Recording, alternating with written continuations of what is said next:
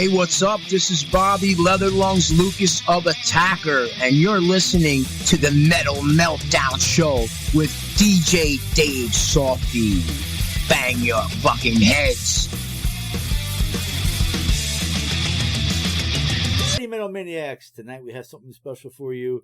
We don't have an interview per se, but we have a special guest. You know him as DJ Leatherlungs of Screams from the Metal Crypt. You know him from 7 p.m. until 11 p.m. on Thursdays with his sidekick, Adrian Williams, Conjurings from the Hellfire Club. Joining us, we have Bobby Lucas, DJ Leatherlungs. Welcome, Bobby. How the fuck are you doing out there? Dave, hey everybody, how you guys doing? I'm doing all right, man. One day at a time here. Yeah. How's your health been? I mean, I know you had a little bit of this COVID going on, and I know you for years, and you've had diabetes issues. Oh, yeah. How is your health? I had that COVID a year ago, February. It was a year ago, and it was crazy because my cardiologist, he told me to go into the hospital. He says, listen, I don't want you trying to beat it at home by yourself because, you know, you had the heart surgery in August 2019. It was the end of the year. With the COVID, especially a year ago, they didn't know enough about it. And he didn't want me being, you know, over here and then something happened and God forbid. So I went in and I was in for 10 days and I was very lucky because it did not get into my lungs. And they were kind of curious about that.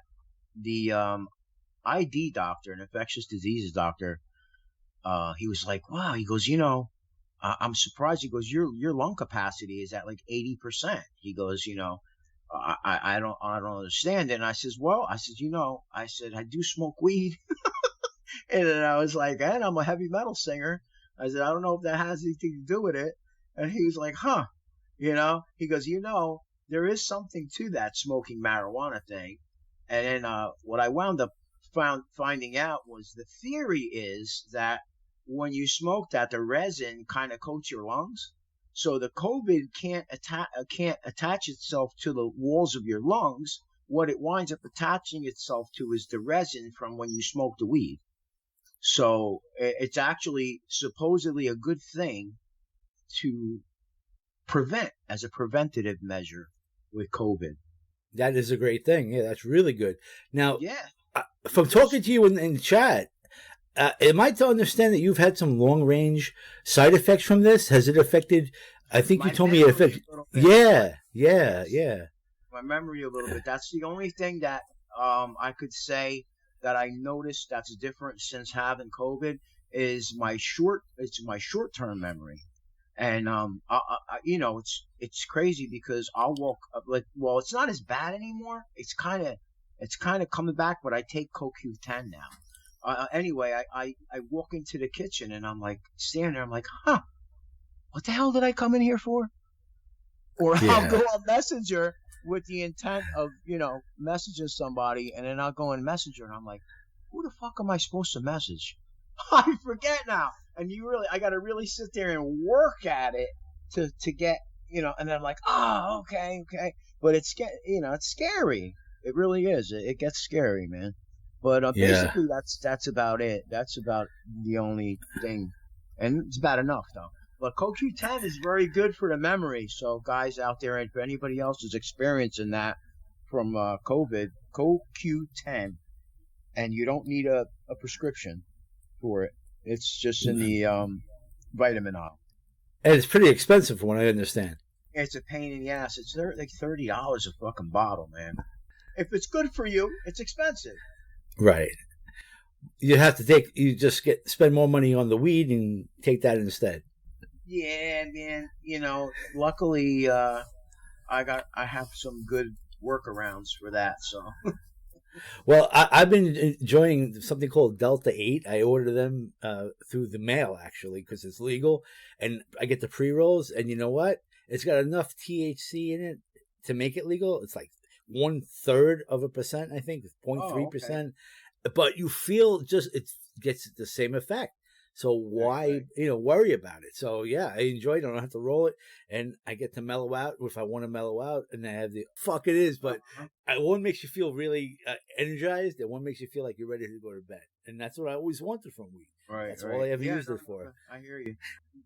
It's different now, and I always get a little bit weirded out because I'm not used to it. It became legal in Jersey, so now marijuana is legal here, and we have dispensaries here and everything now. So it's like kind of like you get taken aback when you've been worried all your life about having pot, I know, in your pocket and getting pulled over or something, or getting caught smoking it outside. But now you don't have to fucking worry about it. So.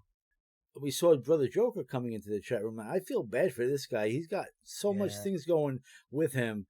I mean, the eye cancer, the esophageal cancer at the fourth stage, and stomach cancer.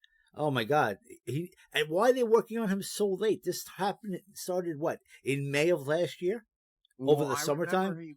When I would talk to him about it, and he would say he's got the stomach pain and stuff, and I would say, well, maybe, could it be this or could it be that? He goes, no. He goes, they already ruled that out. So I remember that going on for a while. And then he was taking some time off because he was in a lot of pain, and it was affecting him. And we, shit, I mean, felt awful. I know what it's like to go through pain. I says, because I have not neuropathy, and sometimes it's the pain makes you want to cry. Because it's so friggin' bad, man, especially at night for me sometimes. But I'm sure it's nothing compared to what that guy's going through, and I feel so bad for him, man. I don't know him as long as some of you guys do, but for the amount of time that I know Joker, he's an awesome guy, man. He's a wonderful, wonderful person. It was like having a brother around all the time, and then he's sick, and it's like one thing after the other. I mean, he's staying strong, and he's religion, taking the ownership of religion to feel the healing power and all that. People have to do what they need to do to survive. But it was great to see him in the chat room. Did he say he's coming back soon? Yes. Is he actually? He's going to go back on the air? I mean, is he going to be strong enough to do that? I don't know. I hope so. Even let's put it this way: he's setting a goal for himself, and when sometimes that helps. You set a goal for yourself. Hey, man, let me tell you, when I had the bypass surgery. I set a goal for myself. I said, I want to be singing by Halloween. And that was 3 months after I had the operation. And I was like, I didn't think about, well, I'm never going to be able to do it. I said, I'm going to do it. And I did it. And 3 months later, I was singing again, but I had to build my lungs back up. I had to blow into that friggin' thing, that plastic tube they give you with a little ball in it. Yes. And when you breathe into it, the ball floats, it goes up to whatever number. And that's what helped me a lot. I would sit there and I would just keep doing it. And then, hey, it friggin' worked. So, but it has its purpose, that's for sure. I think he will be back. As a matter of fact, I'll put a bet on it. He'll be back, and it will help him too to come back. So it's going to be a win-win for him. Yeah, let's hope so. I mean, he has a lot to overcome. And dealing with the COVID surrounding that, it's just really difficult. But let's pray for him that he does well. And absolutely. Are you ready for your Brokeback MMR event? Oh, hell yeah. I got the cowboy hats ready. I got to dust them off a little bit. But let me tell you, and they're both very nice hats, too. So we're going to have fun. I'm going to let Matt pick whichever one he wants. So. Yeah, he's going to look more handsome than his than me anyway, so I don't know. You got that smile. He's got the facial hair, so you don't see it. I mean, he's got the longer hair, maybe, and all that. He's taller and all that. But the two of you make a nice couple. He's got the physique. I have the dimple. That's what I'm working with, the dimples. So, Yeah. So how many people are expected at this orgy? Who going to the party? Yeah. You're gonna go. Right? I think I'll be working. This is my last week right here. Come on. Yeah, I got to sell the ice cream to the little kids. You come. You just don't stay long. That's all. Yeah. Well, we'll see about that. We'll see. Maybe I can, but I can't guarantee it. You know what I mean? Right. I hear you. But it's going to be good. It's going to be so far that I know. of course, me and Matt Furman, FJ, known as DJ FJ. My buddy Ron might go. Ronnie, who's also comes on Thursdays for my show. His drummer from Dracaris is going to come. I believe his name is Tom. I know, of course, the Thorazine Goddess will be there. Rania is supposed to go. I heard a rumor that Melissa will be there because she's in the United States from Dominican Republic right now on vacation. Oh, yeah, I did not know that. Okay. Yeah, she's staying with friends or family in Brooklyn.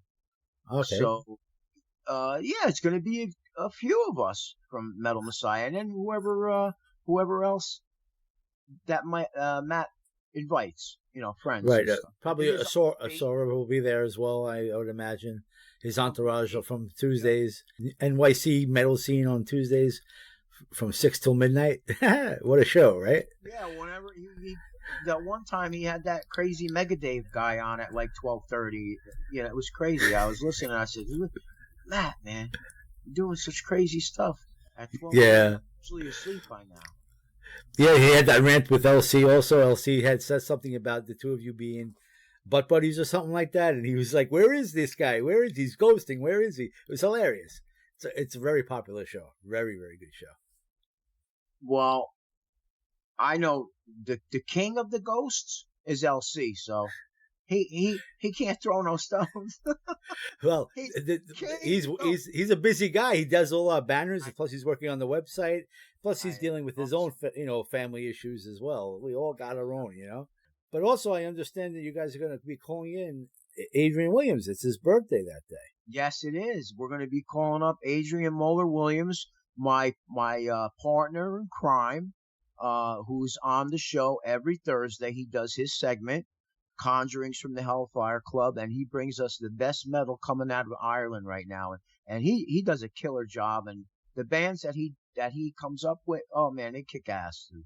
Yeah, seriously. really, Last night was excellent. Every Thursday he brings it, So he knows his metal, and over the years yes. He's educated me. He's told me about certain history between black metal bands and stuff like that I had no idea about. See, he knows his metal. He's an encyclopedia. Yeah. The guy. He's excellent, man. He's a great addition to Metal Messiah Radio, and he's been part of it for a long time. Yeah, excellent. It's just very true. Funny motherfucker. Yeah, I enjoyed talking to him that one time that we got to talk and talk about the Conjurings from the Hellfire Club, and it's great that he's doing. He's always in the chat room, like I said, like Robin. Yeah, man. And it's great. Yeah, he's great like that. So, Bobby, what music?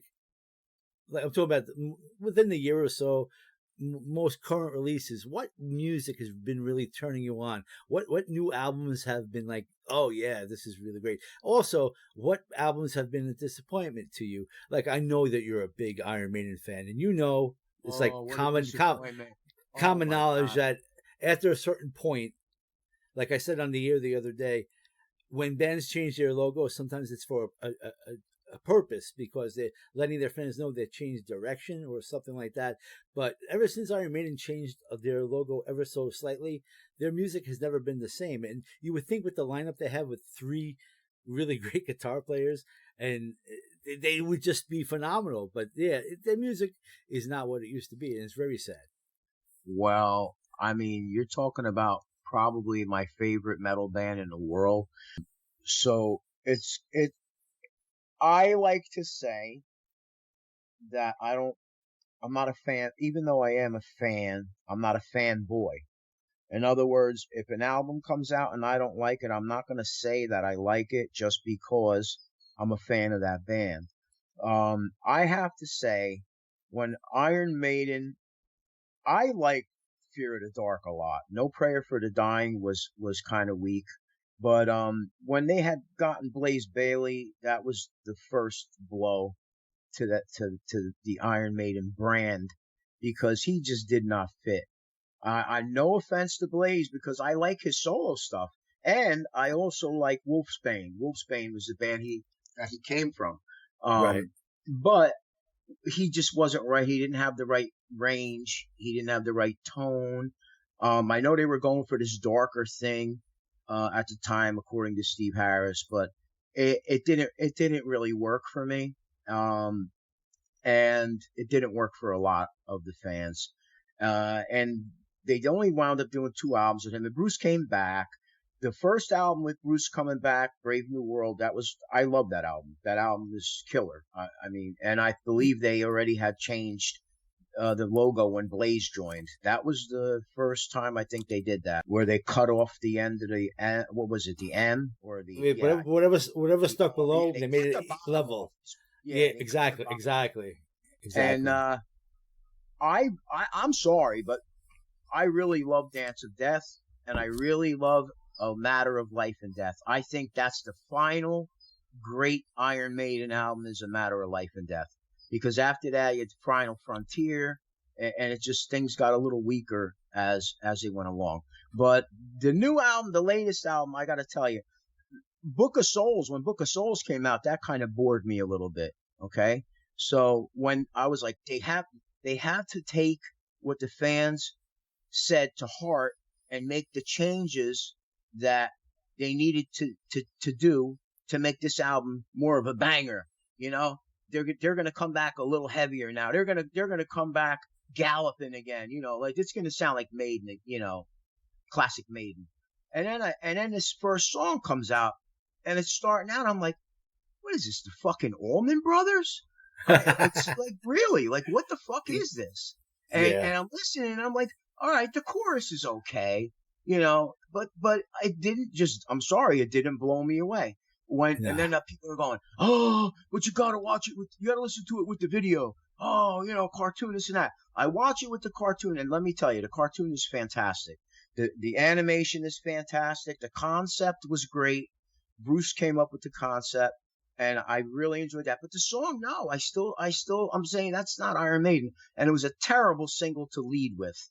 Okay, I'm the biggest Iron fucking Maiden fan in the fucking world. Okay, since Killers, and I backtracked to the first album, but Killers was the first album I heard. So, you know, you can't come at me with that, oh, you're not really a Maiden fan. No, I am really a Maiden fan, and that's why I'm telling you how I feel. Then the second song came out, and I was like, all right, well, this is a little bit of a redemption, and I'm sure there's even better stuff on here than this. That was Stratego. Remember, they dropped that second single. Then I got the album. I bought the album. I think I pre-ordered it and everything, right? Man, what a fucking disappointment, man. Yeah. I mean, every fucking song is 8, 9, 11, 12 fucking minutes long. And there's only like, I have to say, it's a double CD, and there's only maybe 3 fucking songs that I like, okay? I'm being real with you. Yeah, that's sad, yeah. And that is it. And the rest of it is just a bore fest. And LC had told me that before. He was like, oh, man, the new Maiden sucks, and this and that. I says, you're just saying that to get me going, because he knows how much I love Iron Maiden. You know, Bruce is like my favorite vocalist, and he's like, oh, it sucks though, man. Wait, you're gonna see. And I'm like, get out of here, because he likes to push my buttons, right? So anyway, it came out, and I was like, LC, man, you were right, dude. I mean, hate is a strong word, but yeah, I hate that album. That's the worst Iron Maiden album now. I'd rather this is how bad it is. I would rather listen to the X Factor with Blaze Bayley than listen to this fucking album. I cannot listen to the whole thing at one sitting. There's no way. You cannot tell me, I don't care how big of an Iron Maiden fan that you are. You're not going to tell me you listen to that whole album at one sitting. There is no fucking way. I have trouble getting through one disc. I'm sorry. What they should have did was, if they really wanted to go this route with this double CD, give us one CD of epics, and then give us the second CD of shorter, faster, heavier fucking songs. But no, this is bad, you guys. Maiden, if you're listening, man, if anybody from Maiden's listening, don't take offense. Just fix it. Next album, come back. Yeah, look at the history of their long songs like To Tame a Land and Rhyme of the Ancient Mariner. These epic long songs kicked ass from the beginning to the end. Oh my God.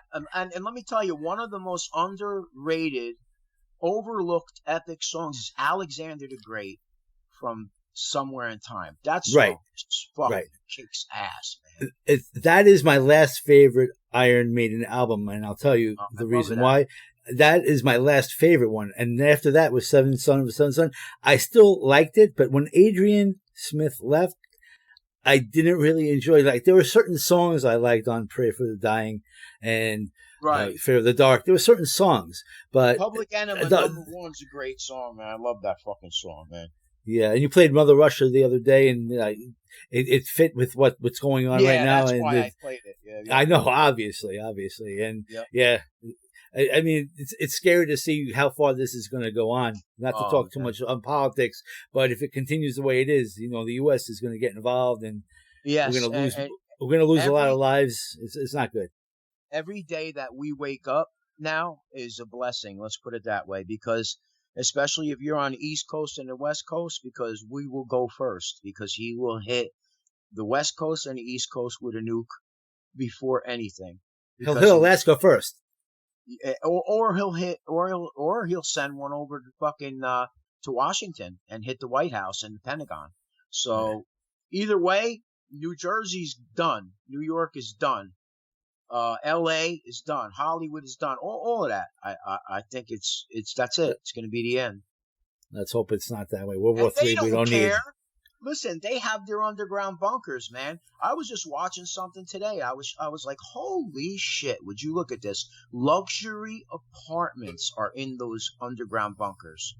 Luxury apartments. And they have enough food and supplies in there for 5 years to stay underground. Now, these people, you're talking about the people who are going to give the go-ahead to press the fucking button, and all their families and all the richest people in the world. That's who's going to get to go down to the bunkers, none of us. So that's what makes it extra fucked up, because they don't really care, because they're okay, they're safe. You understand? You feel me?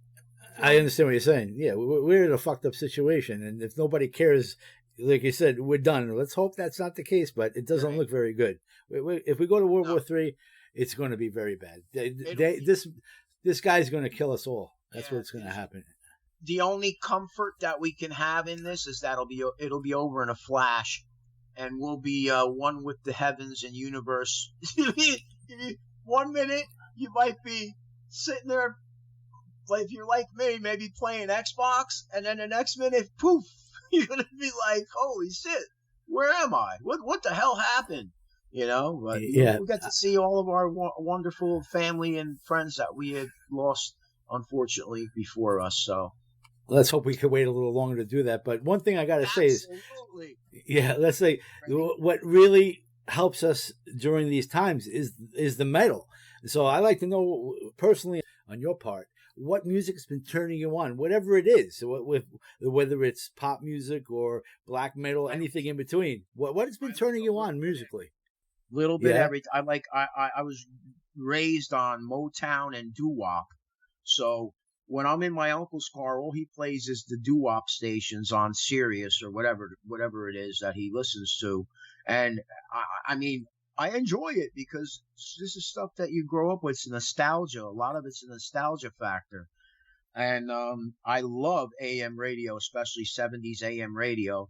I remember when Guardians of the Galaxy, the movie, came out, and it had and it was all 70s pop music, AM radio songs, and when hits were hits, when I like to say when pop music was good. Because pop music today is garbage. I'm sorry, whatever. There's maybe 1 or 2 songs, but I think it's all cookie cutter garbage. Everything is auto-tune. Everything is written by other people, not written by the artist. The 70s was a time of singer-songwriters. You don't have many singer-songwriters right now that are legit, that are out there making all these millions and millions of dollars. A lot has happened in 50 years. The pop music of 50 years ago, and what is out there today. So I don't know what you call it, but it's not. I don't call it pop music, but that's what they're listening to today. So I guess it's called pop music. Like when this Billie Eilish wins the Grammy Awards, how many Grammys she won? Have you ever heard her voice? What the fuck? Into the mic, the whole thing. She sounds like she's having an orgasm in every song, basically. Yeah. It's okay. Yeah, Lady Gaga though, I'm not a fan of her to say, oh, Lady Gaga, whatever. But I give the woman credit; she's talented, right? But this Billie Eilish, you know what she was, what she is the newer generation's Madonna. She's a very smart businesswoman, and she has also acting chops too. So, oh yeah, I just saw the House of Gucci. Talented. She was great, and she saved Metallica during the Grammy Awards. How many years ago was that? She saved them because Hetfield, his microphone wasn't working. She sang the entire song herself. It was great. Yeah. They fixed it up on YouTube afterwards. They touched it up. Yeah. What was that? I said Metallica's another sore spot with me. So yeah, they changed also. They're not what they used to be. To their credit, I like Death Magnetic, and even the Hardwired album had some really good stuff on it. So they kind of redeemed themselves in my eyes. But that whole load and reload and Saint Anger, that just wasn't my cup of tea. So. Yeah, let's talk about the bands in that era that are putting out new music today. Death Angels sounding great, Testament sounding great, Exodus sounding great, the best albums ever. Yeah, Persona non grata is a killer album. Fucking A, man. Yes. And now that Lombardo is now back in Testament. Wow, right? With Lombardo, get out of here. That's going to be awesome. Gene Hoglan, I mean, they had to get somebody good because Hoglan is a monster on the fucking drums. Yeah. So, I mean, who better than Dave Lombardo? He likes to change it up a little bit. He doesn't like to be stagnant and staying in one spot. He has other things that he wants to do, is what I read on one of those blogs. But yeah, you can't take away his talent. Obviously not. But Lombardo, thank goodness he's back, because there is no more Slayer, but I'm hearing there might be something different. Like there won't be a Slayer. With oh my God. See, this is what happens to me with the memory. With from Pantera singing. Phil Anselmo? Yes, Phil Anselmo. Yeah, and, it won't be Tom Murray don't want to do anything anymore. He wants to retire. Yeah. Well, play drums, and he's going to get. Rumor has it, Mega Dave said he's getting Ellie on bass. He said if he could keep his hands off his chicken long enough, he might be able to play bass for fucking Kerry King. You remember when they had the shows, the Big Four touring all over the world? Well, I went to the American Carnage show. I got to see Anthrax for the first time. They kicked ass. Then I saw them at a local stadium, not a stadium, the Paramount Theater. They were kick-ass. I seen them there with Death Angel and with Testament. What a killer shows. It wasn't that long ago, really. It wasn't 10 years ago, but when I saw the American Carnage show, it was the first time I saw Megadeth, first time I saw Slayer. Let me tell you my opinion. You tell me if you think I'm wrong. Anthrax blew the show away. They were very, not just talented, but they put on a good show. You're talking about when worship music came out, I think, when they came back with Belladonna, right? Yes, they were full of energy. They were it was like a rebirth for them when they came back, and Belladonna was sounding better than ever, man. I was blown away by how good he fucking sounded, man. He sounded better. He sounds better now than he did years ago when I was a teenager, and I think that he must have been doing some kind of vocal training or something. He stopped drinking beer also.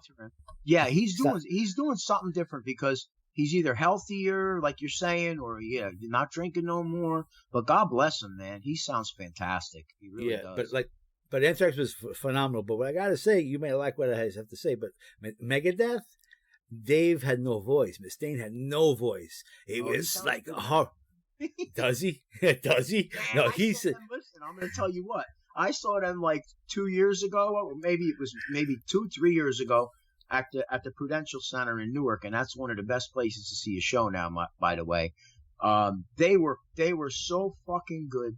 And I've seen Megadeth like fucking a dozen times at least.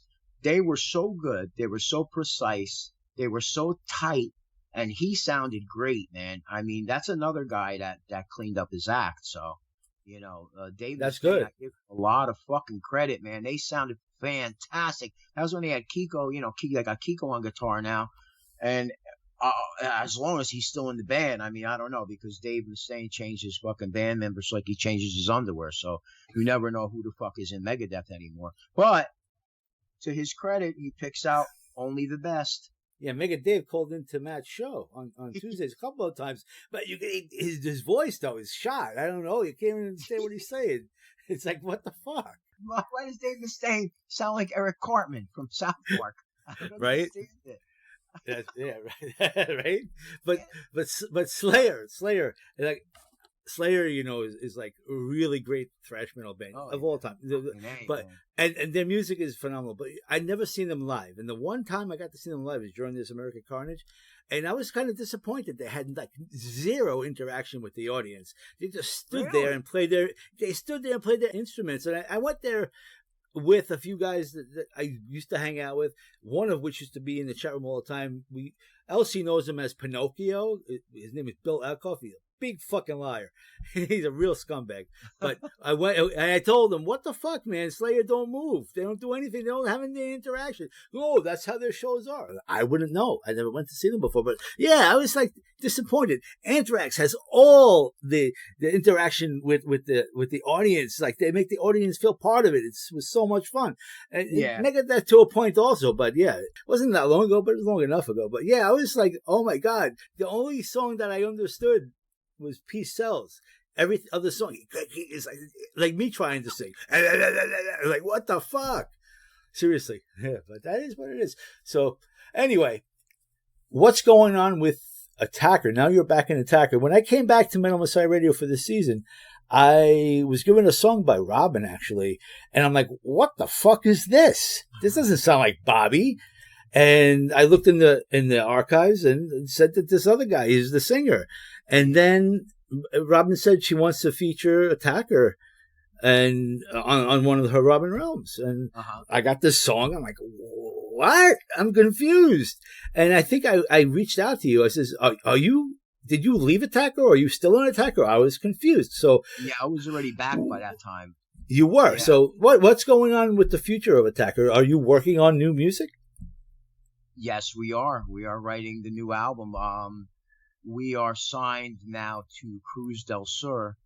We were on Metal since I'm gonna say I joined Attacker at the end of 2012.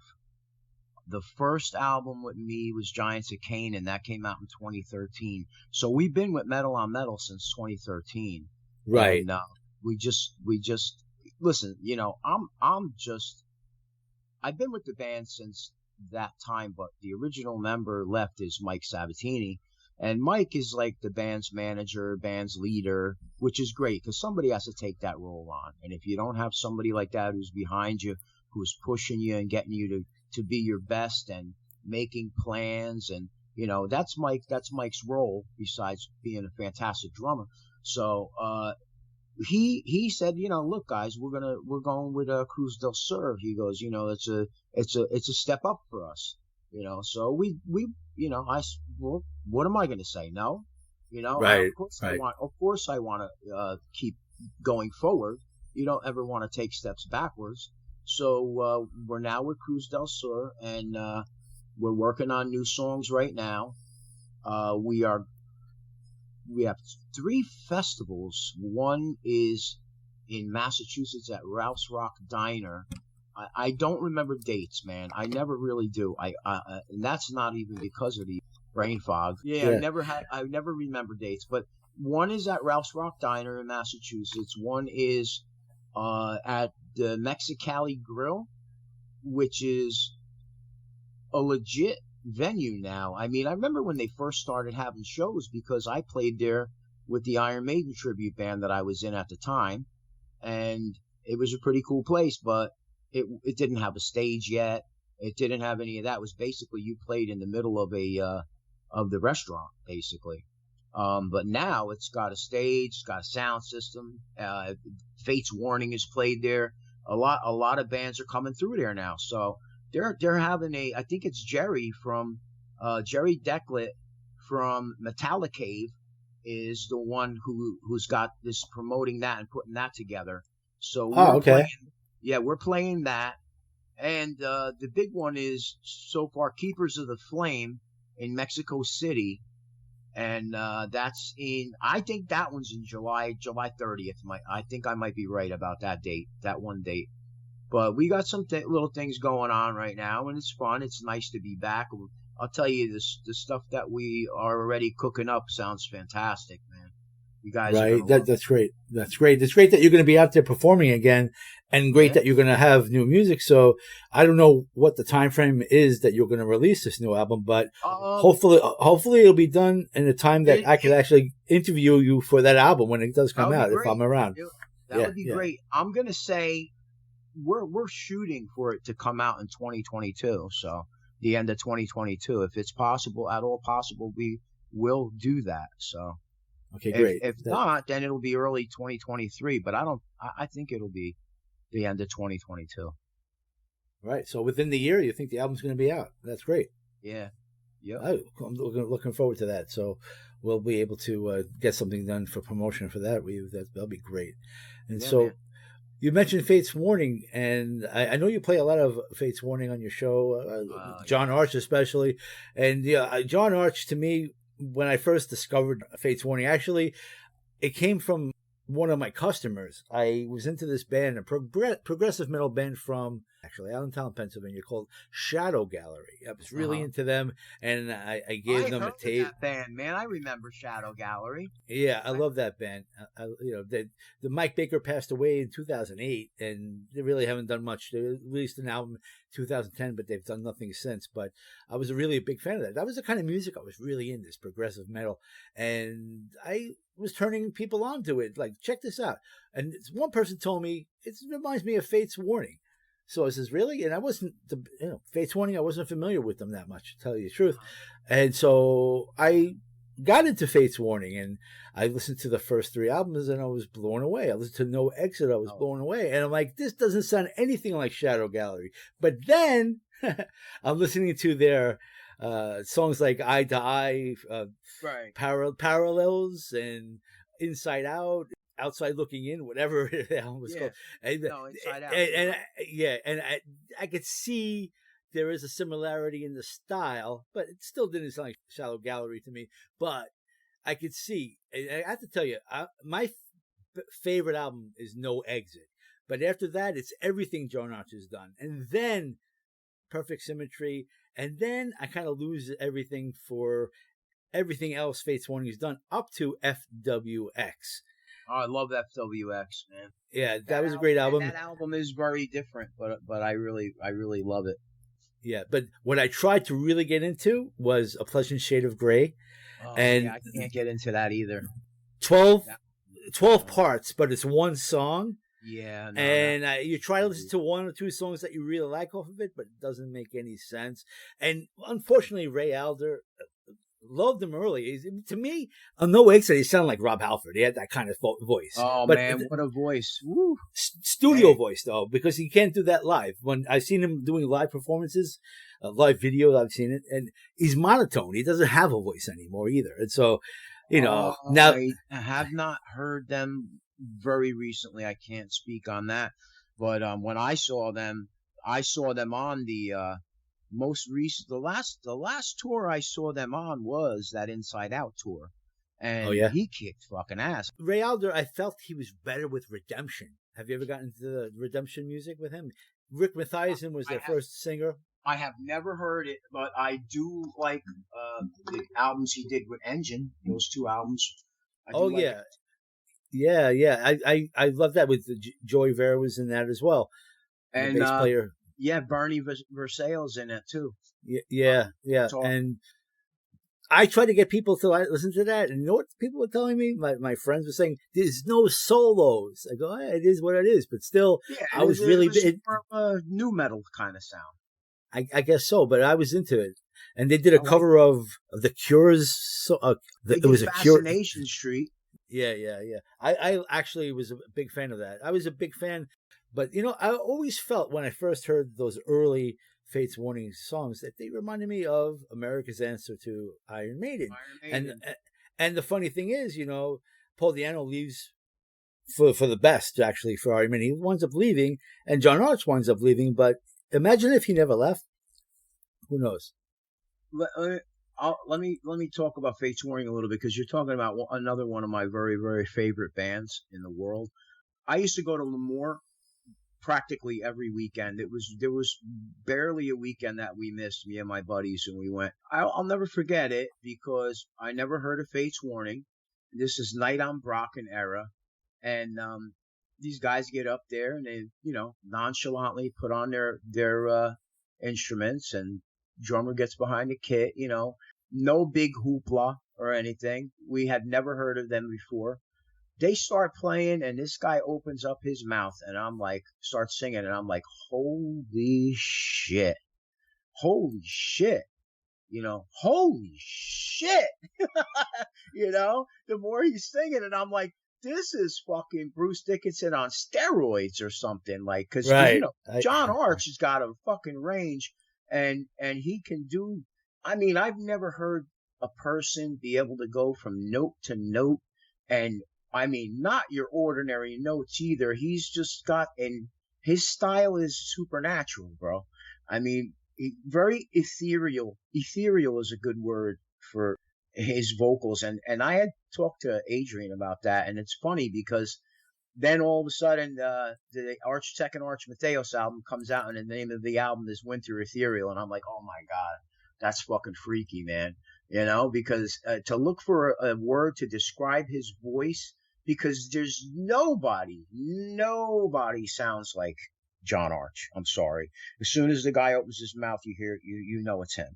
And that is the mark for me of a great, great performer. And seriously, the guy gives me chills, man. And there's not many singers that I could say that give me chills. With their Do you voice. like his solo album, the John Arch Twist of Fate? Relentless, what a killer! Yes, oh my God, man! Relentless is song, that's a killer. I love that song to this date. I still love this song. Talk about chills, There you go. And it's got Portnoy on drums. Fantastic album.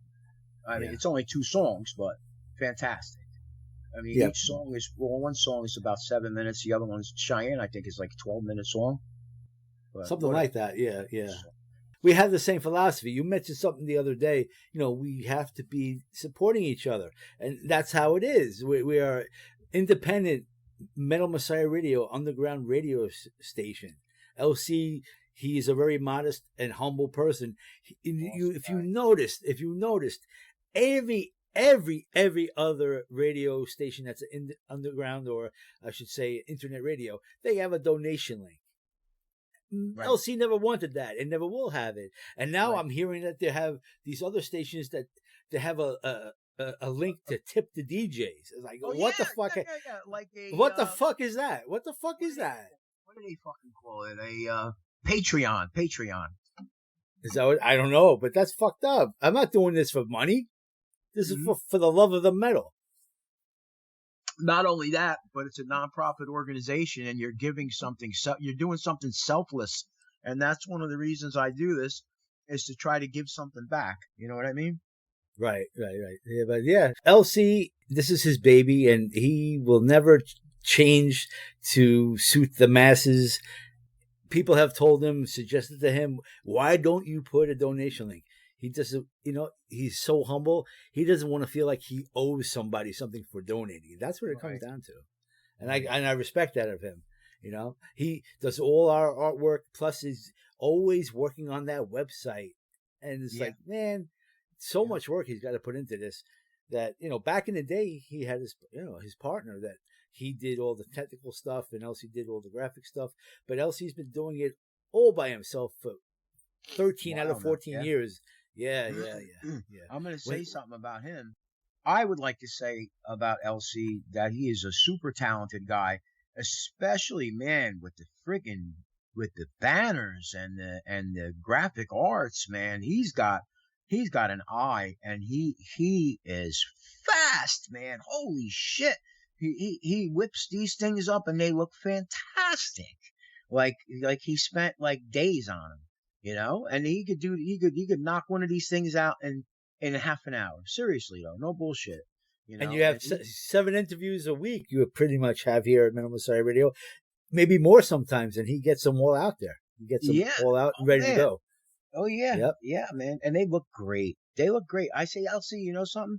I said, I'm gonna tell you something that people have been saying to me all my life, and it doesn't get me angry or anything like that. I feel good when people say it, but it's almost like a backhanded compliment, because when somebody says to you, "Man, you should be making millions of dollars," what's wrong? Why ain't you, why ain't you this? Why ain't you that? I get that with my painting sometimes, and sometimes when people hear me sing, and I'm like, listen, I don't do it for that. I do it because I love it. The painting, the denims, I do for money. Okay, I'm a hack with that, because I'm doing album covers that, and people are like, hey, can you do this album cover? And I'm reproducing it to the best of my abilities. But I get a lot of compliments, and I'm like, listen, to me, I'm just being a hack, but I appreciate it. But I said that to him once, and I said, dude, you should be making you should be millionaire. And for once, I understood why people say it. So now I'm like, when people say it to me, I take it as a compliment, because I really did honestly mean that as a compliment. But he was like, oh man, thanks. But he is so humble. He really is. And he's a great guy, man. I mean, really, we laugh. Bro, he's got a great personality. He's a selfless guy. He really is, man. People don't know how busy he is. People don't realize he doesn't have time and the luxury to be sitting in a chat room socializing while he's working on the banners and the website and everything else that he does. That's the fact. Yeah. It's not like he's being ghosting. He's working nonstop. We joke about that with him. I know. I wish he was in my chat more. That prick. He's always in Matt's chat. Yeah. That's because hey, your show is on and I'm busy doing this, or I'm making banners. I'm like, dude, I'm only fucking with you, man. But the thing is also, he has a full-time job on top of this. Right, exactly. And he's taking care of his pops right now, too. So yes, he's got that extra stuff going on. Yeah. I said he's dealing with personal issues there. I know what that's like. I mean, I'm there for Brother LC. He knows it. We've already had our discussion about that. It's not easy watching our parents get older and dealing with dementia and memory loss, and it's really a very tough thing. Right. I'm told the medication that I take for my esophagus, because a few years ago I pretty much went through what Joker's going through. Not exactly the same, but I had a couple of serious surgeries that saved my life, really. I don't want to get into that, really. But I'm taking this for my esophagus, and the doctor told me this leads to dementia, but if you don't take it, you're going to wind up dying. So it's get dementia or die. What's your choice? So that's right. And it is doing this is work. Let me tell you, if there's any people out there who doubt that, I mean, I'm here to tell you, and Dave's here to tell you, man, it's fucking work, man. I mean, especially if you care. Listen. If you care about your show and you want to put something out there, and you want people to enjoy what they're hearing and enjoy, or if you have an interview and enjoy your interview, put effort into the questions, and effort into getting guests that are interesting and great bands, and it's all work. The playlist, putting the playlists together, loading Sam, it's fucking work. It's hours of work. Bobby, there's one word for this, all right? And that word, about everything that you have to do for what we do on Metal Messiah Radio, on our shows and our interviews, or doing a special, it's called pride. And I'm not talking about the Brokeback Mountain type of pride. I'm talking about pride in doing what has to be done to make your show entertaining for the people listening. Whether it's listening to a certain amount of songs to make a playlist to fit with the interview, or doing that interview, or promoting that interview. Everything that you do in what we do, it's all about pride. You take the pride to do it, or you don't. If you don't take the pride in doing it, it's like you're wasting your time. I mean, I really honestly, and I've said this before, I don't consider myself a real, professional DJ. I mean, yeah, I'll get songs together and I'll sit there and I'll make sure the songs I pick that are things that I like and that I'm hoping that people like, because what you want to do is you want to attract an audience People You have get a fun kick with out it. of it. It really We is. count on the regulars. Yeah, absolutely. People ask me what I do for my livelihood, and I tell them I run a Mr. Softee ice cream truck, and I play a DJ over the winter on Metal Messiah Radio. I'm not a DJ. I play a DJ. That's what I do. This is for fun. Yeah, man. You know? I mean, ever since I'm a kid, I always liked playing music for people. So how is Betty doing? Betty's doing a lot better. I swear to God, man, it was scared the shit out of me, because when it hits you in that area of someone who you're so close to, I know Betty over 30 years, so it's not even just that we were together as boyfriend and girlfriend. It's a friend, and sometimes that is even more. Sometimes that means even more to you, because this person is in your life no matter what, no matter who they're dating, or no matter who you're dating, and you've managed to stay friends and know this person for so long, and you love them on a different level, you know what I mean? And just the idea of me never having her in my life at any capacity anymore, because she almost did die, I'm gonna tell you, man, it fucked me up. It fucked me up. And that one night when she was in surgery, her third surgery, and within 2 weeks, and we got word from the one surgeon who had no bedside manner whatsoever, mind you. He said, well, we don't know if she's going to make it through this, because she's lost a lot of blood, and she has been under for too long, and we don't know. And we may have to take her leg from the knee down. And just like the way it was said and the way it was messaged back to us, that night was a shit scary night. And I didn't know that if she made it or not, because the person relaying this message to us wouldn't return any more texts, and they wound up shutting their phone off, and sent like let's call it a cryptic message, song lyrics, and dedicated to her. So you know what? To me, that was like as good as saying she passed. That was very stressful for you. You were in the chat room during all this, I believe, and you were really stressing out. Yeah. That night was like fucking hell for me, because in my head she had passed. So you're going through memories. You're thinking about all of these things. I'm never going to hear this from her. Never going to get this kind of a joking text or whatever. And it fucks you up, man. It did. And that was a traumatic experience for me. And when I found out the next day that she had pulled through, she made it. She's stable, this and that. Oh man, I wanted to fucking kill that person, man. I really did. But they were able to save her leg, right? Not to mention any names, but when a fantastic vascular surgeon by the name of Dr. Beckerman went into her leg, because she had vascular problems years ago from smoking, and she has diabetes as well, but she's had it since she's 5 years old. So you're more at risk to blood clots after you've had this vascular surgery.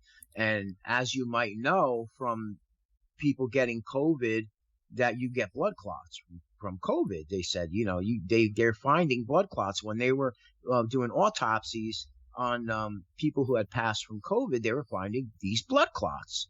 And, anyway, she had gotten them in her leg, and he went in there and he was able to get rid of this gigantic blood clot. Most of it anyway, a lot of, like 90% of it, enough to get blood flow where it needed to go. So yeah, she's going to lose toes, her 5 toes, but that's a hell of a lot better than losing your leg from the knee down.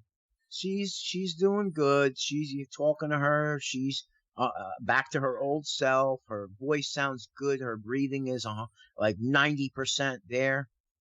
She's still on oxygen. I mean, this, let me tell you something. There's people out there who don't even think there's a COVID, that it does not exist at all. I'm going to tell you that yes, it does exist, and you better watch what you fucking wish for and watch what you say, because you never know how it's going to hit you. It hits different people different ways, and in different capacities. I had it, and I had it for 10 days. And let me tell you, I had 3 nights there or I was breaking out into such sweats that the nurses were waking me up to change my bedding and change my gown because I was sweating so much. And I was started getting like panic attacks, man, and my heart was racing. And don't forget, I had the triple bypass end of 2019, so I called my cardiologist, and he's like, listen, he goes, change of plans. He goes, whatever you were going to do today. He goes, you're going to the emergency room instead. You know, I love my cardiologist, Dr. Karamita. He's an awesome a wonderful person as well as a fantastic cardiologist. That guy saved my fucking life, man. You're very lucky, actually. If you had it all to do over again, Bobby, would you have gotten the vaccine? No. No? I'm sorry to hear you say that because we lost two of our brothers, Danny and Toby, because they didn't get the vaccine. And I'm surprised you survived it because of your underlying health conditions, plus your everything that you've been through, but especially the diabetes and the open heart surgery. You are a prime candidate for failure, and you survived it, which is a miracle. One of the things that I think helped, I don't get flu shots either. I have not had a flu shot in well over 20 years because I feel that there is no greater vaccine maker than the human body. Hey, what's up out there, metalheads? This is DJ Leatherlungs, also known as Bobby Leatherlungs Lucas. Check out my show, Screams from the Metal Crypt, every Thursday from 7 to 11 p.m. Also featuring Adrian Williams and Conjurings from the Hellfire Club. Every Thursday, 7 to 11, and crank it the fuck up. Hey, what's up? This is Bobby Leatherlungs Lucas of Attacker, and you're listening to the Metal Meltdown Show with DJ Dave Softee. Bang your fucking heads.